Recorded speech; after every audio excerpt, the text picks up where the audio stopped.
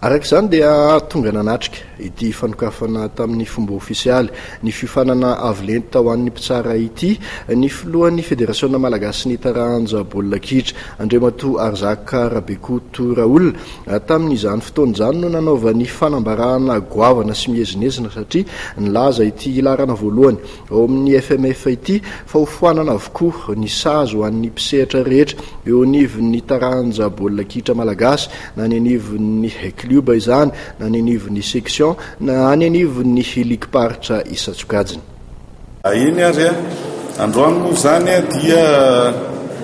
fotoana fanombohana ny fifanan'ireo arbitre internationaux sy nationaux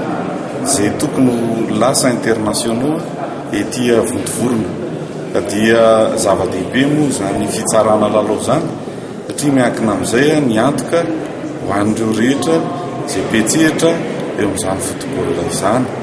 ka dia tonga tety izay nanome voninahitra n'izany sady nampita ny afatra tamin-drareo fa dia miandry an-drareo zany ny mpisehatra rehetra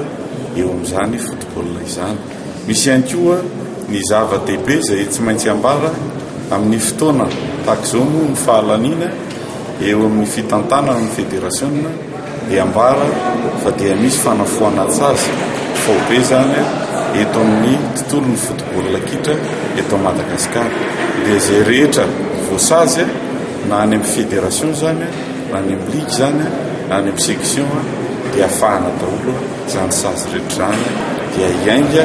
amina tontolo vaovaotsika mandritra ny fataona zay isangato. Andriamatoa filoha raha rotinany fahitananao tontolo vaovao izy ianao efa tafapetraka amin'ny toerana aiza ho aiza ny fanatanterahana ny tetikasa foiezaka sy ny lavitrezaka ho an'ny fédération amin'izao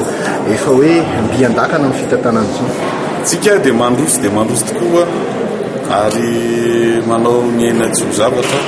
fa vita ny famindrahm-pahefana efa betsaka ny zavatra ataoko efa petrapetraka eo anivon'izany fédération izany na azo fandresena isika omaly na azo fandresena ihany koa ny tovovavy 9 no tsy misy any Maorisy dia eto indray zao tsika manao manatrika an'izao fampifanana izao dia betsaka ny eo anivony fifandrarana ny fédération ihany koa dia misy ny fanapahan-kevitra maro ny fametrahana ny fepetra isan-karazany zay efa natao dia ino koa fa dia mandroso tsikelikely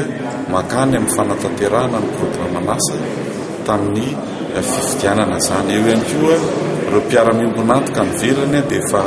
hoavy izy efa nisy fotoana izy tonga teo dia mbola hoavy ihany koa izy amin'ny volana oktobra vonontsika io dia hijery ny fanatanterahana an'ireny fanavaozana na fananganana fotodrafitrasa mikasika ny baolina kitra toy ny kianja izany ny centre technique zay tsy maintsy efa nilokana tamin'ny fidy sy ny mpity baolina kitra dia tsy maintsy ho tanterahana.